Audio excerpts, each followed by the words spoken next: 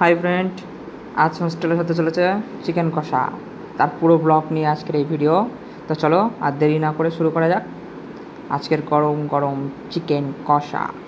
প্রথমেই মাংসটা ভালো করে ধুয়ে নিয়ে আমার বন্ধু ম্যারিনেট করতে লেগেছে। এতে দিয়েছে হলুদ, লঙ্কা, জিরে, তেল, আরও কত কী দিয়েছে যেন।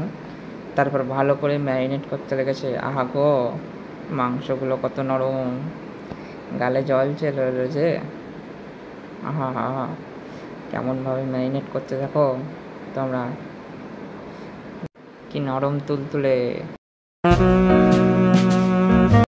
এখানে আমরা সবাই ঝাল খেতে পছন্দ করি, তাই গুঁড়ো লঙ্কাতে হয়নি, আবার কাঁচা লঙ্কা দিয়ে ভালো করে ম্যারিনেট করছে। আহা দেখো গো, আর কত ঝাল দিবি রে।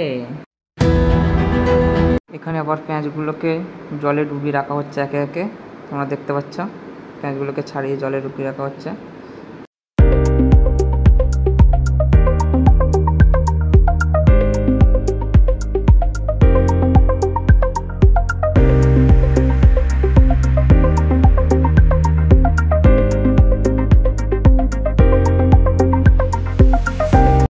তারপর পেঁয়াজগুলোকে জল থেকে তুলে কুচি কুচি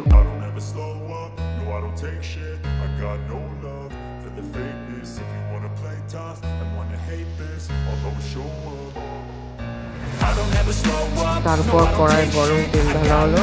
তেল একটু গরম হয়ে যাওয়ার পরে একে একে আমার কেটে রাখা আলুগুলোকে তেলের মধ্যে খোলা হচ্ছে হালকা করে ভেজে নেওয়ার জন্য।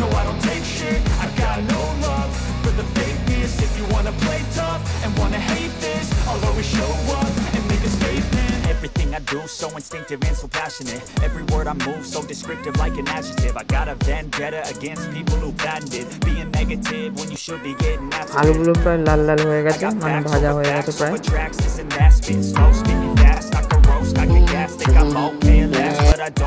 তারপর আবারও কড়াইয়ে তেল দিয়ে তার উপর জিরে তেজপাতা দিয়ে দিলাম। একটু গরম হয়ে গেলে কেটে রাখা পেঁয়াজ কুচিগুলো দিয়ে দিলাম তেলের উপর। এবার একটু নাড়িয়ে দিয়ে ঢাকা দিয়ে দিলাম।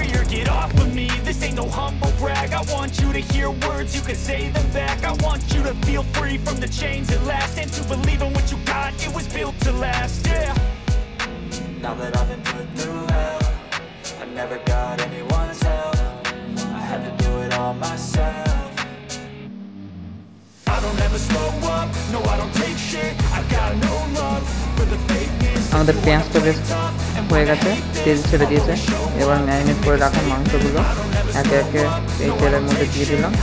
তারপর ভালো করে নাড়িয়ে ঢাকা দিয়ে দিলাম একটু মাংসটা সিদ্ধ হওয়ার জন্য। হালকা সিদ্ধ হয়ে গেলে তবে ঢাকা করবো।